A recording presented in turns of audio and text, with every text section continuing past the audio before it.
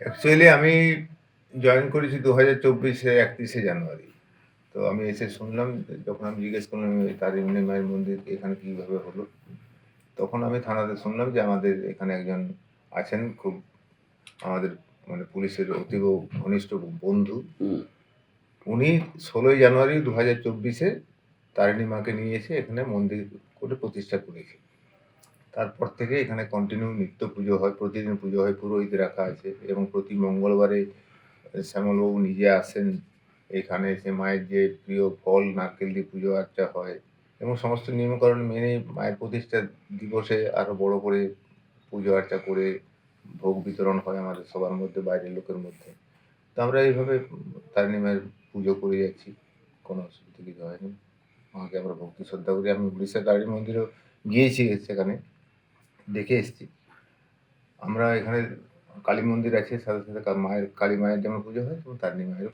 ଯେ ତାଙ୍କର ଯେଉଁ ଅଗାଧ ଭକ୍ତି ଆମ ମା ତାରିଣୀଙ୍କ ପ୍ରତି, ସେ ଓଡ଼ିଶା ଗଲେ ଆଗେ ତାରିଣୀ ମନ୍ଦିରରେ ଦର୍ଶନ ନ କଲେ ତାଙ୍କର କାର୍ଯ୍ୟ ଆରମ୍ଭ କରନ୍ତିନି।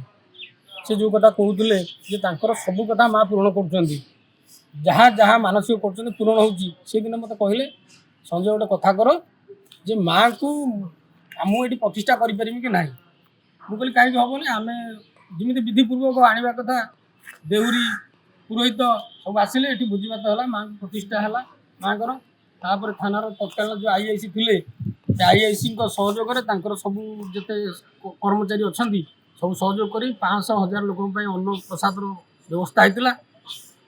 ଖୁବ୍ ଧୁମଧାମରେ କରିକି ତାକୁ ବଡ଼ ଭାଇ ସାମଲ ଦା ପ୍ରତିଷ୍ଠା କରିଛନ୍ତି। ମୋର ଗୋଟେ ସାନ ଭାଇ ରହୁଛନ୍ତି ଜଳସୁଆରେ, କେଉଁଝର ଜିଲ୍ଲା ଜଳସୁଆ। ସେ ଭାଇଟା ମୋତେ କହିଲା ଆମର ଏଠି ତାରିଣୀ ମନ୍ଦିର ଅଛି। ମୁଁ ତା ସାଙ୍ଗରେ ଗଲି ତାରିଣୀ ମନ୍ଦିର, ଯାଇକି ମାଆଙ୍କୁ ଦର୍ଶନ କଲି, ଲୁଗା ପିନ୍ଧାଇଲି। ମୁଁ ମନରେ ଯେଉଁଟା ନେଉଛି, ମା ମୋର ଏଇ କାମଟା ବହୁତ ଅର୍ଜେଣ୍ଟଲି ଦରକାର, ଟିକେ କରିଦିଅନ୍ତୁ, ମନେ ମନେ ଭାବୁଥିଲି।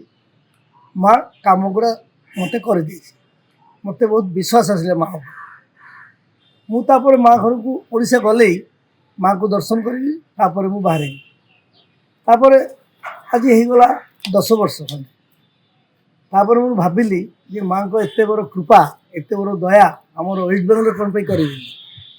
ପୂର୍ବତନ IIC sir mister Ashok Mukherjee, ତାଙ୍କର ସହଯୋଗିତା ଥିଲା। ଏବେ ଆମର ଯେଉଁ ଆଇଆଇସି ଅଛି ତାଙ୍କର ସହଯୋଗିତା ପ୍ରଚୁର ଥିଲା। ଏବେକାର ଆଇଆଇସି ନାଁ ହେଲା ବିଶ୍ୱରଞ୍ଜନ ବନ୍ଦୋପାଧ୍ୟାୟ। ସେ ବି ଆସିବ ଏବେ। ତାଙ୍କୁ କହିଲି ଯେମିତି ଏମିତି ଘଟଣା, ମୋର ମାଆର ଗୋଟେ ମନ୍ଦିର ପ୍ରତିଷ୍ଠା କରିବି ଥାନା ଭିତରେ। ସବୁ ଆମର ଏଠିକାର ଲୋକ ଦର୍ଶନ କରିପାରିବ, ପୂଜା ଦେଇପାରିବ, ନଡ଼ିଆ ବାଡ଼େଇ ପାରିବ। ସେମାନେ ମୋତେ ସହଯୋଗିତା କଲା।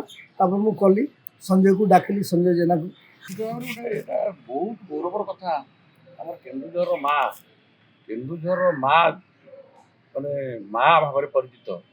ଇଏ ଘରେ ଘରେ ମାଆଙ୍କୁ ଡାକିଲେ ସବୁ କାର୍ଯ୍ୟ ସମ୍ପନ୍ନ ହୋଇଥାଏ।